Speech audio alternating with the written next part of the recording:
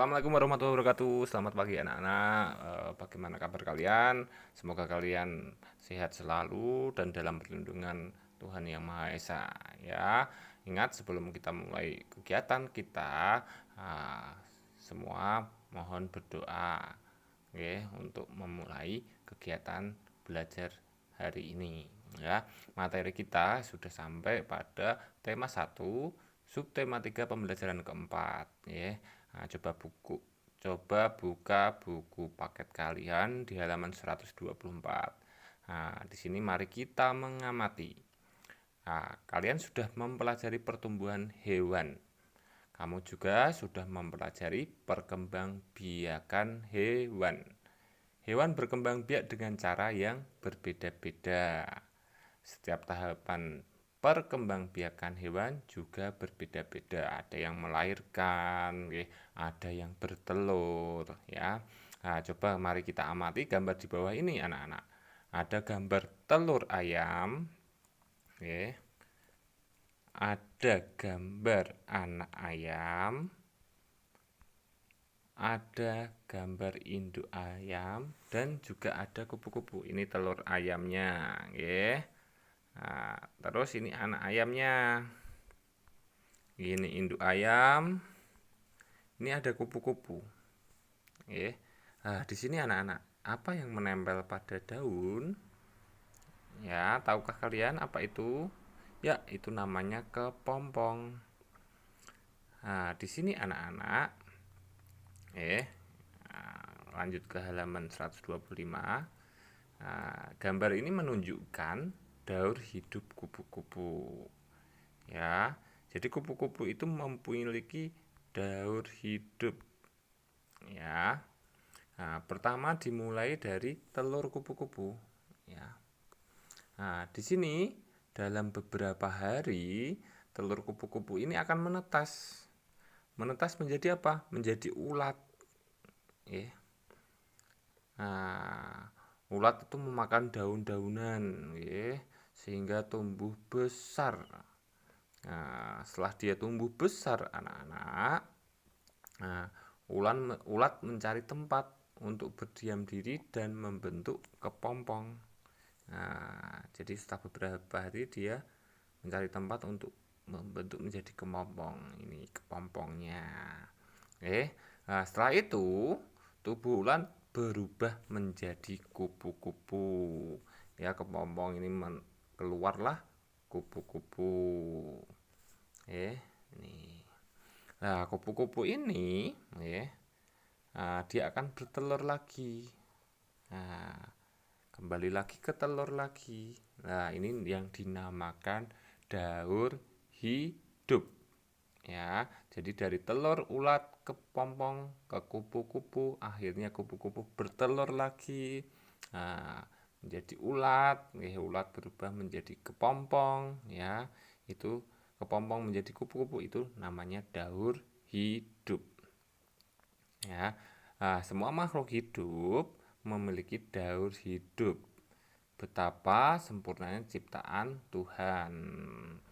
Nah, coba kalian nanti, setelah Pak Irwan jelaskan tadi, ya, ceritakan tahapan daur hidup kupu-kupu menggunakan kalimatmu sendiri.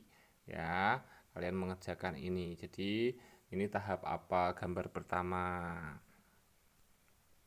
Ini tahap apa? Setelah itu, tahap kedua ini menjadi ulat.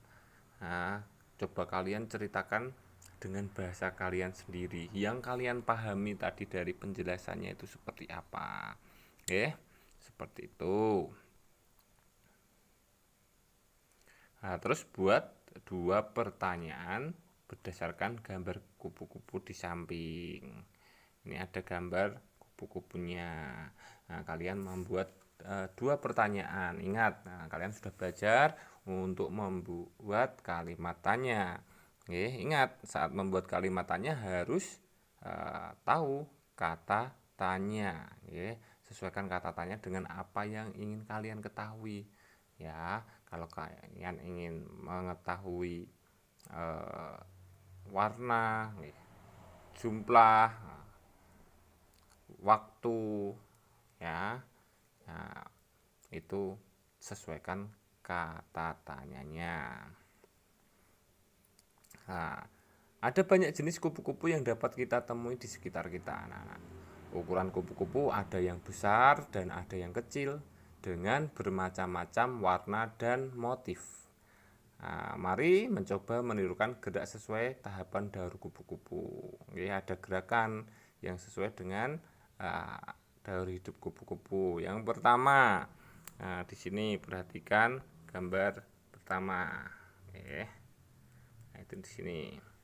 Nah, di sini gambar pertama ini posisi tidur terlentang sambil mendekap kaki dan badan. Ini gerak telur.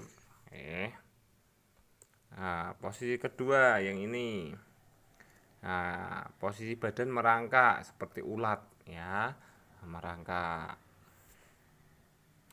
Nah, posisi ketiga, posisi berdiri. Nah, tangan mengepal dan disimpan di atas kepala, ya, seperti mau menggelantung. Ya, salah satu kaki diangkat menyerupai gerak menggantung pada pohon, ya, seperti kepompong. Ini namanya gerak kepompong karena dia menggelantung. Oke. Selanjutnya, posisi badan berdiri dan tangan terbuka, kemudian bergerak seperti gerak kupu-kupu. Ya, coba kalian praktekkan itu di rumah, gerak sesuai dengan daur hidup kupu-kupu.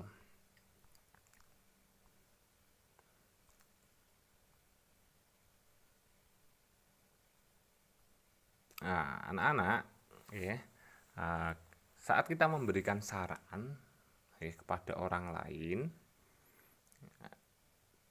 itu juga termasuk sikap menghargai teman. Jadi kemarin ada tugas, ya, tentang kamu menanggapi apa yang dilakukan oleh seseorang. Ada yang mengejek, ada yang susah untuk berlatih, ya. Kamu punya kewajiban jika melihat orang yang seperti itu atau membutuhkan seperti itu, kalian harus memberikan saran, ya. Itu termasuk sikap menghargai teman. Kita juga harus memberikan saran yang baik jika melihat teman kita melakukan hal yang keliru. Ini kita lakukan sebagai tanda kita menyayangi teman, ya. Itu kewajiban kita sebagai seorang manusia, sebagai seorang teman. Melihat orang lain yang keliru harus kita kasih tahu, ya, agar dia tidak keliru lagi, ya. Di sini menyayangi teman itu termasuk pengamalan sila kedua Pancasila yang bunyinya kemanusiaan yang adil dan beradab. Nah, selanjutnya anak-anak, kita lanjut ke pembelajaran kelima. Kalau tadi kita belajar tentang daur hidup, oke, kupu-kupu, kita akan belajar tentang daur hidup katak. Oke. Nah, sama, katak dan kupu-kupu itu dimulai dari telur, ya anak-anak. Nah, dan juga sama-sama memiliki 4 tahapan daur hidup. Nah, tahap pertama itu dimulai dari telur, anak-anak. Dimulai dari telur, ini tahap pertamanya, ya. Nah, habis itu berudu. Nah, setelah berudu berubah menjadi katak muda dan menjadi katak dewasa. Nah, di sini anak-anak, katak mengalami perubahan bentuk yang sangat berbeda.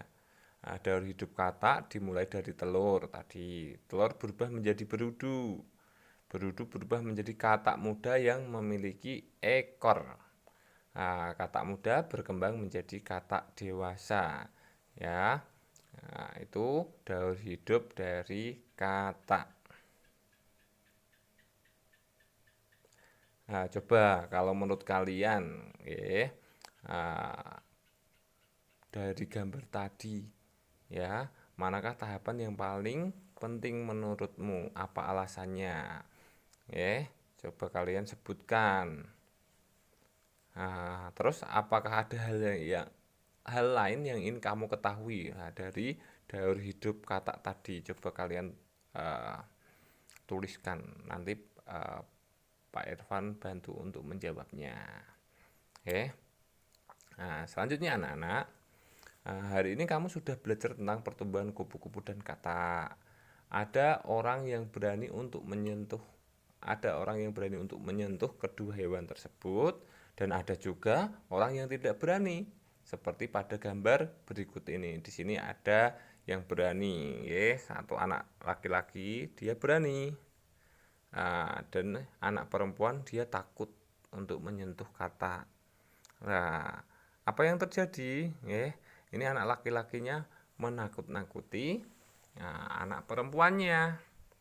Nah, menurut kalian, anak-anak, apa saran yang baik untuk anak laki-laki ini agar dia dapat menghargai akan perbedaan keberanian? Dia kan berani, yang cewek takut. Nah, biar dia menghargai itu bagaimana saranmu? Ya, coba kalian tuliskan. Nah, begitu juga berikan saran untuk anak perempuan ini agar dia lebih berani untuk memegang hewan tersebut. Ya, ingat semua orang itu memiliki keberanian yang berbeda. Ya, kita harus menghargai perbedaan itu. Kita juga harus membantu teman agar bisa lebih berani, ya.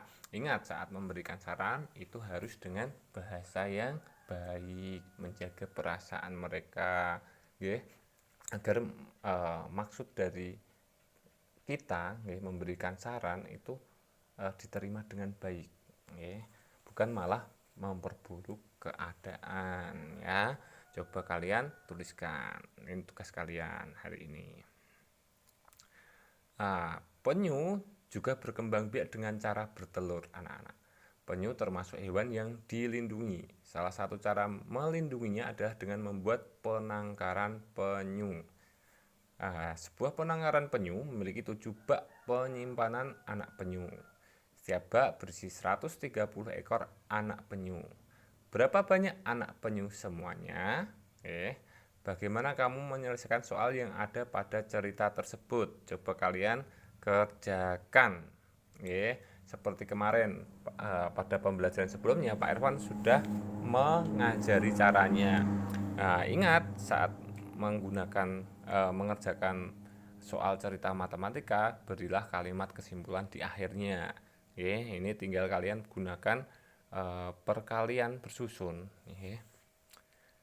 Kalau setiap penangkaran, setiap bak penyimpanan anak penyu itu berisi 130, berapa isi dari 7 bak penyimpanan anak penyu?